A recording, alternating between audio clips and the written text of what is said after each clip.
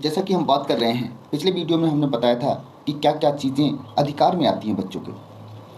तो ऐसे ही धारा 13 है, इसमें दिया है प्रवेश के लिए किसी प्रति व्यक्ति फीस और अन्वीक्षण प्रक्रिया का ना होना। कोई विद्यालय या व्यक्ति किसी बालक को प्रवेश देते समय कोई प्रति व्यक्ति फीस संग्रहित नहीं करेगा और बालक या उसके माता पिता अथवा संरक्षक को किसी अन्वीक्षण प्रक्रिया के अधीन नहीं रखेगा। इसका मतलब है किसी तरह का कोई इंटरव्यू एडमिशन के टाइम पर नहीं होना चाहिए, ये गैर कानूनी है।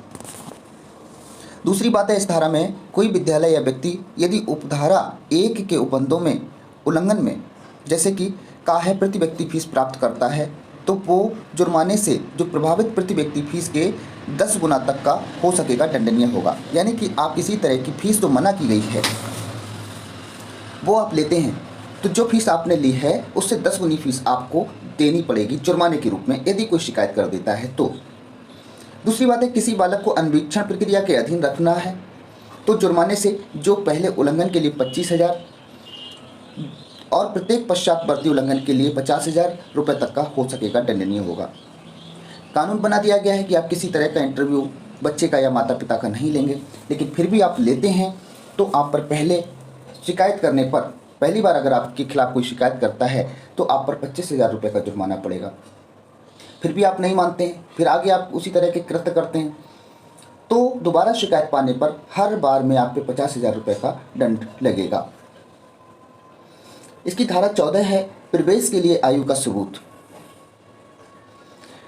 तो देखते हैं क्या होता है। प्राथमिक शिक्षा में हमें यदि एडमिशन लेना है तो हमें आयु के सबूत के रूप में क्या देना है। तो नंबर 1 पे दिया गया है, प्राथमिक शिक्षा में प्रवेश के प्रयोजनों के लिए किसी बालक की आयु जन्म, मृत्यु और विवाह रजिस्ट्रीकरण अधिनियम 1886 के उपबंधों के अनुसार जारी किए गए जन्म प्रमाण पत्र के आधार पर या ऐसे दस्तावेज के आधार पर जो विहित किया जाए अवधारित की जाएगी।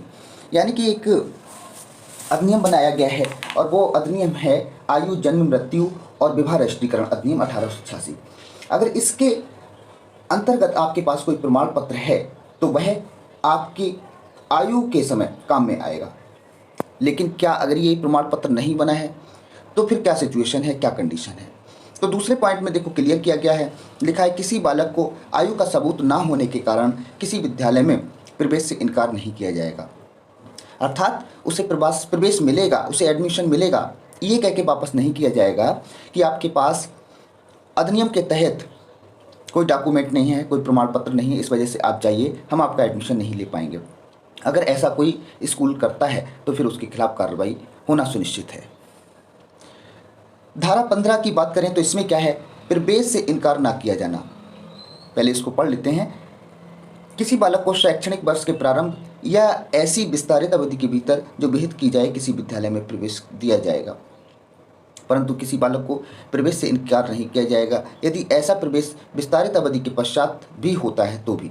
परंतु ये और विस्तारित अवधि के पश्चात प्रवेश प्राप्त कोई बालक ऐसी रीति में जो समझो सरकार द्वारा विहित की जाए अपना अध्ययन पूरा करेगा। कहने का मतलब यह है कि हर चीज़ के एक नियम होती है, एडमिशन का भी एक नियम है कि कब से कब तक एडमिशन होंगे। लेकिन अगर बच्चा लेट हो जाता है और आप ये कह के मना कर देते हैं कि नहीं हम आपका एडमिशन नहीं ले पाएंगे, डेट निकल गई है, तो फिर ये ठीक नहीं है। उस बच्चे का अधिकार है, वो लेट होने पर भी एडमिशन उसको मिलेगा। इसमें पूरा अधिकार बच्चे को दिया गया है, ना कि स्कूलों को, ना कि विद्यालयों को। धारा 16 की बात करें, रोकने और निष्कासन का प्रतिषेध, कि किसी विद्यालय में प्रवेश प्राप्त बालक को किसी कक्षा में नहीं रोका जाएगा या विद्यालय से प्राथमिक शिक्षा पूरी किए जाने तक निष्कासित नहीं किया जाएगा। रोकने से मतलब है आप किसी बच्चे को फेल नहीं करेंगे, ऐसा प्रावधान कर दिया गया है।